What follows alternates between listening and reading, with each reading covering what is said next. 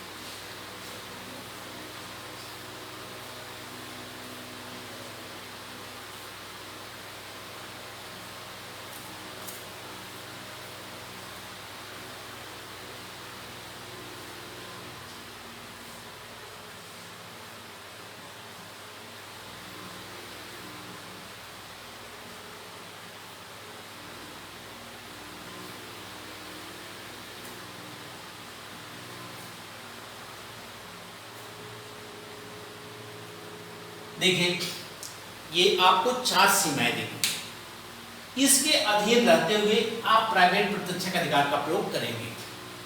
पहला, लोक सेवक के कार्य के द्वारा, यदि कोई कार्य लोक सेवक द्वारा किया जा रहा है उसके कार्य से हमको मृत्यु या घोर उपहत की आशंका ना हो।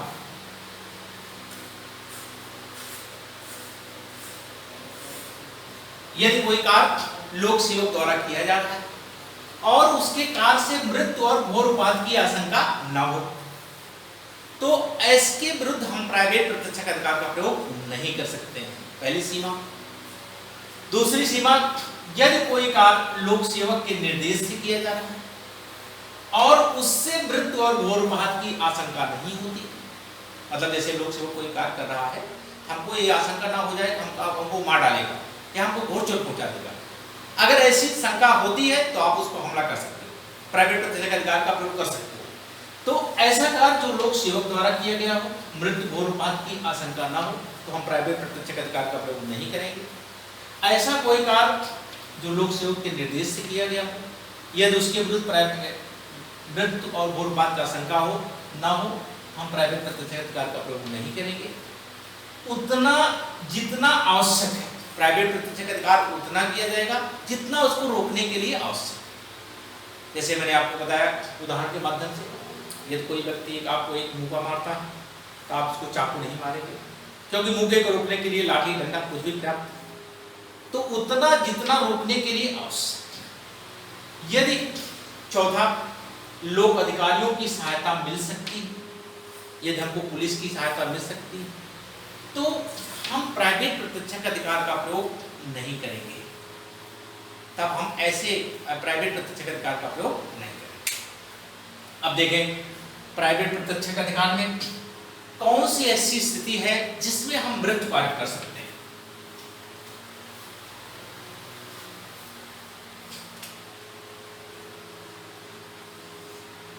धारा 100 में ऐसी परिस्थितियां आपको बताई गई कि प्राइवेट प्रत्यक्षक अधिकार का प्रयोग करते हुए हमलावर की मृत्यु पारित कर सकते हो। अब कौन सी ऐसी परिस्थितियां हैं?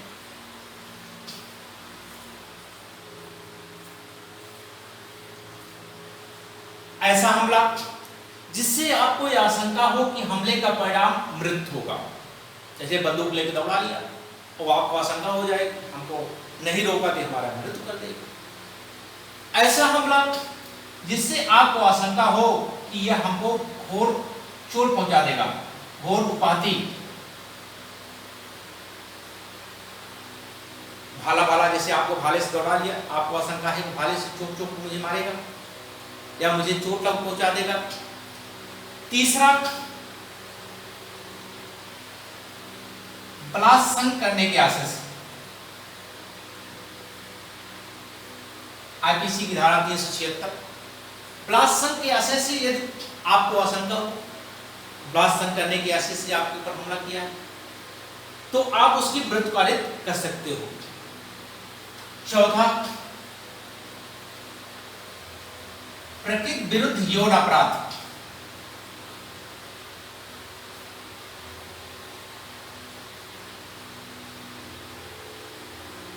प्रकृति विरुद्ध यौन अपराध करने के आशय से धारा 377, अगर 377 अगर हमला किया गया तो आप हमलावर की मृत्यु पारित कर सकते हैं। पांचवा, अपहरण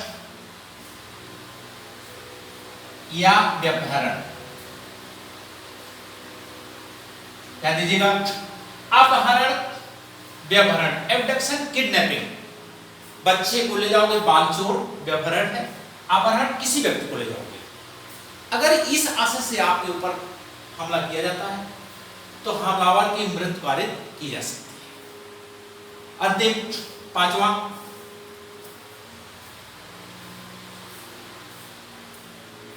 किसी व्यक्ति को ऐसी परिस्थिति में सदोष प्रवृत्त किया जाए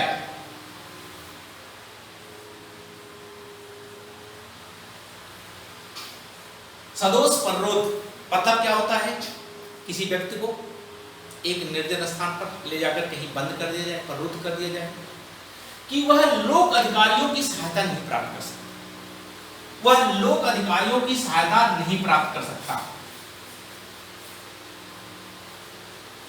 तो ऐसी परिस्थितियों में उस व्यक्ति की मृत्यु पारित की जा सकती है। ये 6 परिस्थितियां आपको दी गई हैं जिसके अनुसार आप हमलावर की मृत्यु पारित कर सकते हैं। अब दोस्तों देखो आगे क्या होता है। आगे आपका धारा 101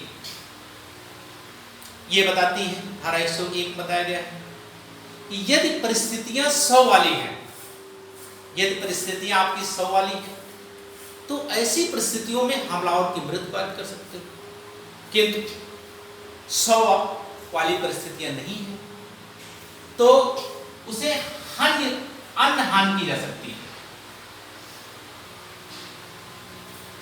हानि की जा सकती है।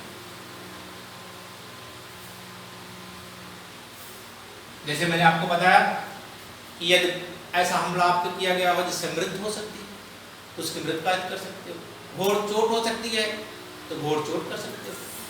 लेकिन यदि साधारण चोट पहुंचाई जाए तो चूंकि साधारण चोट में आप उसकी मृत्यु पारित नहीं कर सकते, तो उतना ही जितना उसको रोकने के लिए आवश्यक है, मैंने आपको बताया तीसरे पॉइंट 99 के, उतना जितना रोकने के लिए आवश्यक है। यही चीज आपको 101 कर दी है। यदि स्थितियां 100 है, 100 वाली है तो उसकी मृत्यु पारित की जा सकती है, और यदि 100 की परिस्थितियां नहीं है, हमलावर को अन्य हानि पहुंचाई जा सकती है।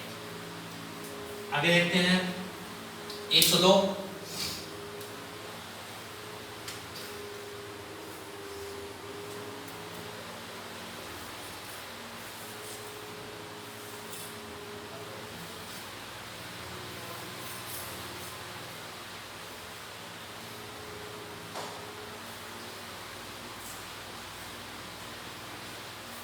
कब प्राइवेट प्रत्यक्ष अधिकार उत्पन्न होता है और कब तक बना रहता है?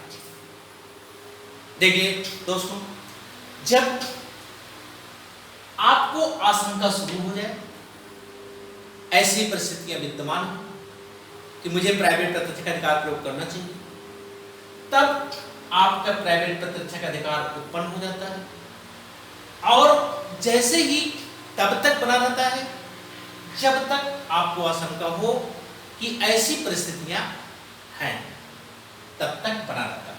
जैसे एक व्यक्ति है, रिवॉल्वर लेकर आपको दौड़ाया, तो उस दिन आपने डिफेंस करके आप भाग लिए, बचाव करके।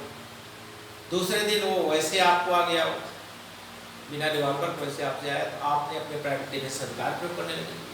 तो उस समय आप नहीं कर सकते, क्योंकि जब प्राइवेट प्रत्यक्ष अधिकार कब प्रारंभ होता है?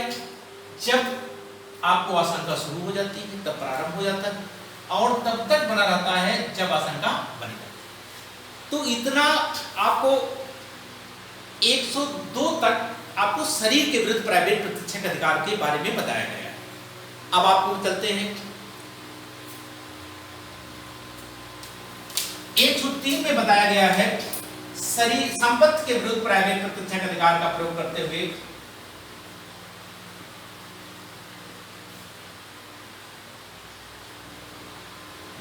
संपत्ति के विरुद्ध प्राइवेट प्रत्यक्ष अधिकार का प्रयोग करते हुए कौन सी ऐसी स्थिति है कि हम हमलावर की मृत्यु पारित कर सकते हैं? पहला,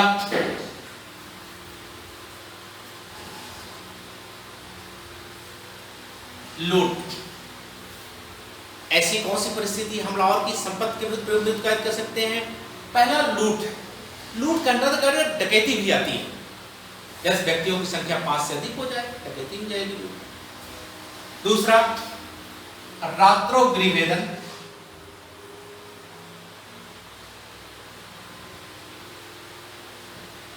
सूर्योदय के पहले और सूर्यास्त के बाद 6 तरीकों से प्रवेश करना, किसी के घर में सेंध मार के, दरवारी कूट करके, खिड़की से, दरवाजे से, और जो गनमैन खड़ा है उसको भगा करके। परिस्थितियों में आपको बताया गया है 445 में कि 6 तरीकों से प्रवेश करना, और कब? सूर्यास्त के बाद, सूर्योदय के पूर्व। तो ऐसी परिस्थितियों में हमलावर की मृत्यु पारित की जा सकती है। तीसरा,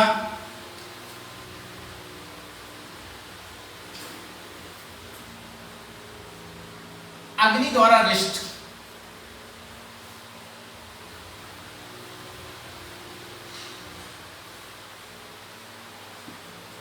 निर्माण तंबू जलाने में अग्नि द्वारा अरिष्ट मतलब आग लगा दी गई। कहां? निर्माण, कोई भी निर्माण हो।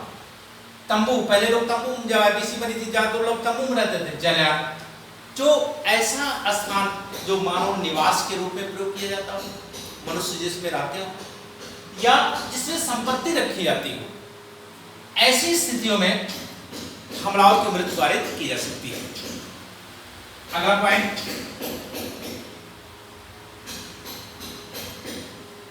चोरी, रिश्त,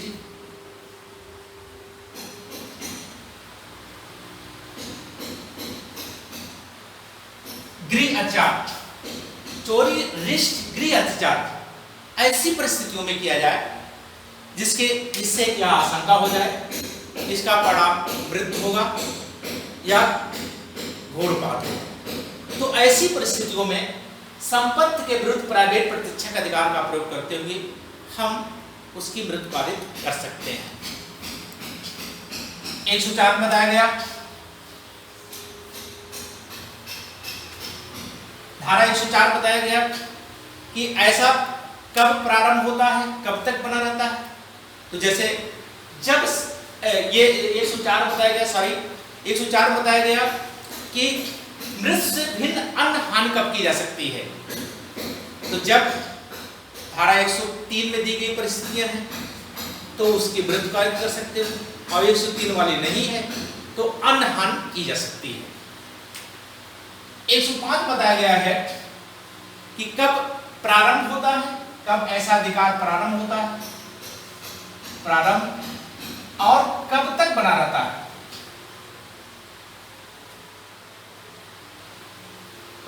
जैसे आपको शंका शुरू हो जाए वैसे आपका अधिकार शुरू हो जाता है, और जैसे ही आपको आशंका समाप्त वैसे आपका अधिकार समाप्त हो जाता है। तो ये थी आपके शरीर और संपत्ति के विरुद्ध प्राइवेट प्रत्यक्षक अधिकार का प्रयोग करते हुए कौन सी ऐसी स्थितियां हैं जिसमें आपको मृत्यु की जा सकती है, कौन सी ऐसी स्थितियां हैं जिसमें घोर चोट की जा सकती है, और ये अब कब इस अधिकार का प्रयोग किया जाएगा, कब इस अधिकार का प्रयोग नहीं किया जाएगा, मृत से भिन्न कब किया जाएगा, और मृत से भिन्न संपत्ति में कब किया जाएगा। ये सारी चीजें आपको यहाँ तक बताएंगे।